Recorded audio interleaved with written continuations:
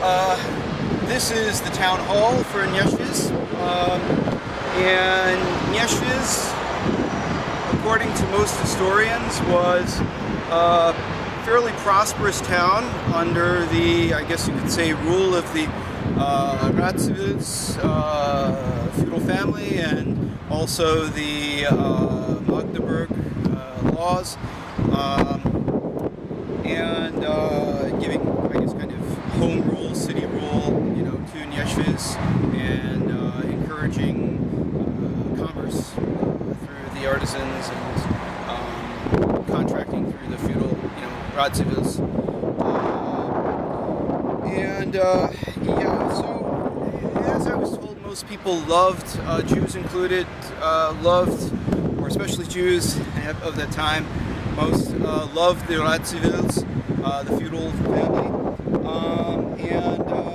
At the same time, I guess, you know, further on out, the Belarusian peasants were generally not satisfied with the Radzivills or, you know, the economic arrangements as was.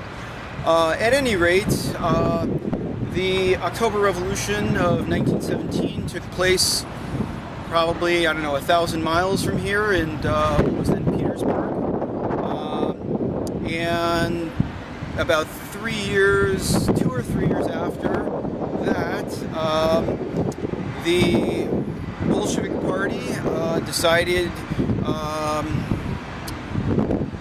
they needed to try, they were in a desperate circumstance, they needed to extend the revolution westward. The original hope, Lenin's hope, and, you know, the Bolsheviks' hope had been that with the Russian Revolution, the German working class and their party, the Social Democratic Party, would also rise up and overthrow capitalism in the wake of the disaster, the capitalist disaster of World War I. There were uprisings. Unfortunately, in 1919 they were crushed. The heroes, the martyrs, were often murdered. The flower of the German working class, Rosa Luxemburg and Karl Liebknecht, among them. And so at any rate, the Bolsheviks, I guess somewhat reluctantly, decided that they would make a gamble and try to invade Poland, the Poland of the, I guess, the Pani, they said, or the feudal lords, and hoped that the Polish working class, you know, who were, I guess, fairly revolutionary, would then, you know, join them in overthrowing capitalism in Poland, and then they could establish a political land bridge to Germany, extend the revolution, overthrow capitalism in Germany, which could then come to the aid of the Soviet Union and avert Stalinism, bureaucratization in Russia of the Russian Revolution, etc., and all the disasters that issued subsequently.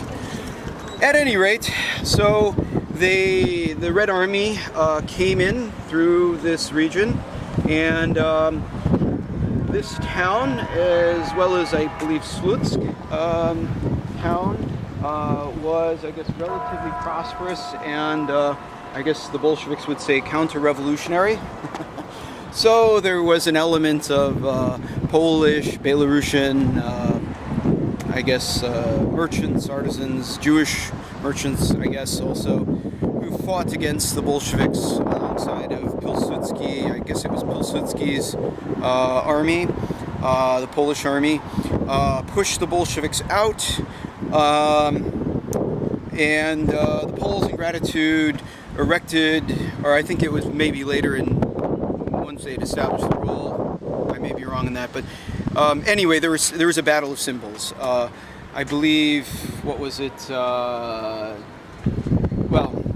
I won't go into all the, you know, details because I'm probably going to make mistakes, but there was a back and forth.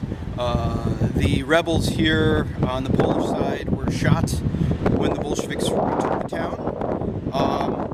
But eventually, I guess, the Poles were able to push the Bolsheviks, the Red Army, out, and in gratitude, the Poles gave the town of Nyesviz a Polish double eagle, I guess the imperial double eagle, and placed it here in front of the town hall.